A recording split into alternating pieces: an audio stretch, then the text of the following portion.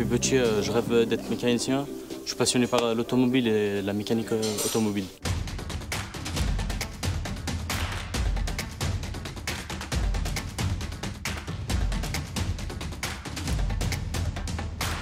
Ce câble là. Le câble de frein à main. Voilà, le câble de frein à main. Donc tu remets ton câble de frein à main et il va falloir remettre ça en place. Là et en bas. D'accord? Ça se vient comme ça en fait. Le titulaire de ce CAP est mécanicien, chargé de l'entretien courant des véhicules particuliers. Il peut prendre en charge le changement des freins, des amortisseurs, des pneus, faire des vidanges. L'élève va suivre des cours théoriques en classe et techniques en atelier. Je suis en train de faire un CAP. Dès que je finis les 2 ans de CAP, je vais faire un bac pro, 2 ans de bac pro, et après je vais faire un BTS. On peut aller à l'atelier le matin, et après en fin d'après-midi, on peut partir en salle pour faire les cours théoriques, pour faire une synthèse de ce qu'on a vu aujourd'hui par exemple. On peut faire le contraire, faire un cours théorique le matin pendant 2 heures, et après partir à l'atelier et mettre en application ce qu'on a appris en cours.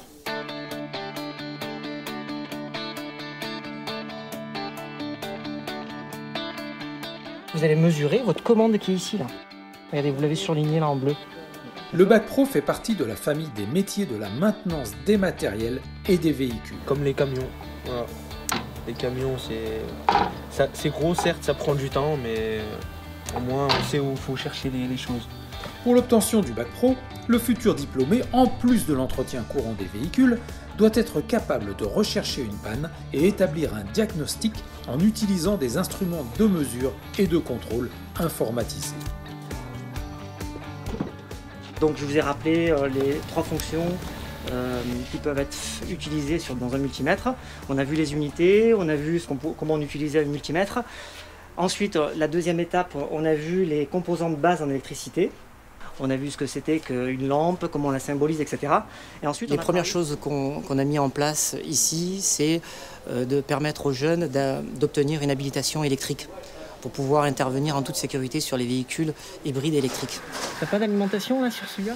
Donc les jeunes qui réussissent la première partie théorique sur les connaissances théoriques en électricité peuvent passer l'habilitation pratique et obtenir une habilitation qui leur permettra d'intervenir sur ce type de véhicule. Les périodes de formation en entreprise sont très importantes dans le cadre de la formation pro.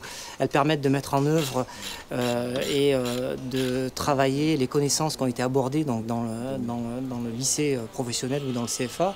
Ici, sur le parcours de formation de 3 ans, il y a 16 semaines de formation en entreprise. La Laguna 2, ils sont en train de faire un démarreur. Ok, très bien. Tu commenceras à observer ce qu'il est en train de faire.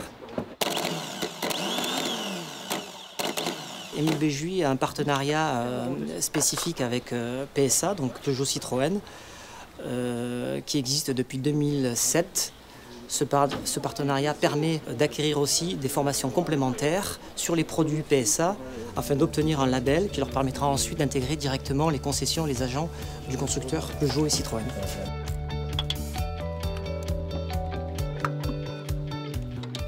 Depuis que je suis petit, j'adore la mécanique.